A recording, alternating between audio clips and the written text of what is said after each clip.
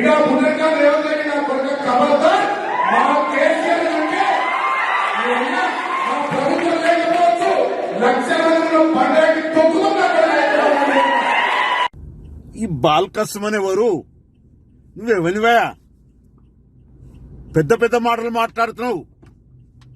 కండ కావురమా, మదమా, డబ్బులు బాగా పిచ్చిలేసిందా? నాలుక కనుక మందమై షేర్లు వస్తే ఉప్పు పసుపు పెట్టి రాకుతాం. ఎక్కడికి దొరికితే అక్కడికి మాట్లాడుతున్నావు. ఏం బుద్ధి లేదా? చదువుకోలేదా? జ్ఞానం లేదా?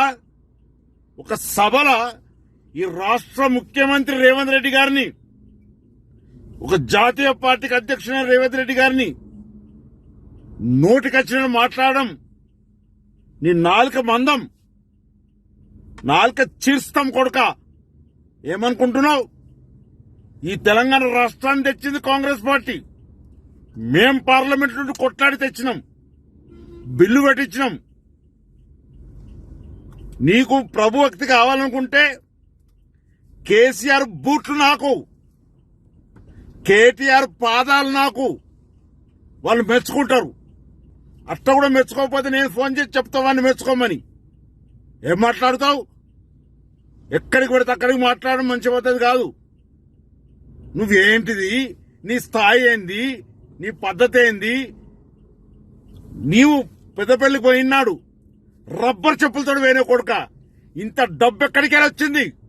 ప్రజలను ముంచి మోసం చేసి డబ్బులు సంపాదించి ఎక్కడికి పడితే అక్కడికి మాట్లాడుతూ ఉన్నావు కొడుక. నీ సంగతి తెలుస్తారు. అదే పెద్దపల్లి ప్రజలు, అదే చెన్నూరు ప్రజలు ఉరికిచ్చి కొడతారు కొడుక. ఏమనుకుంటున్నావు? ఎక్కడికి పడితే అక్కడికి మాట్లాడతావు. వెంటనే బేషరత క్షమాపణ చెప్పాలి, లేకపోతే ఉరికిస్తాం. ఏమనుకుంటున్నావు? ఇది హెచ్చరికగా భావించవలసిందిగా డిమాండ్ చేస్తూ ఇంకోసారి ఇలా మాట్లాడితే పెద్దపల్లి ప్రజానీకానికి విజ్ఞప్తి చేస్తున్నాను. ఈ బాల్కా సుమన్ను పొలిమేర దాటి కాదక మెట్టుపల్లికి పోయేదాకా ఉరికిచ్చి కొట్టాలని విజ్ఞప్తి చేస్తా ఉన్నాను. ధన్యవాదాలు.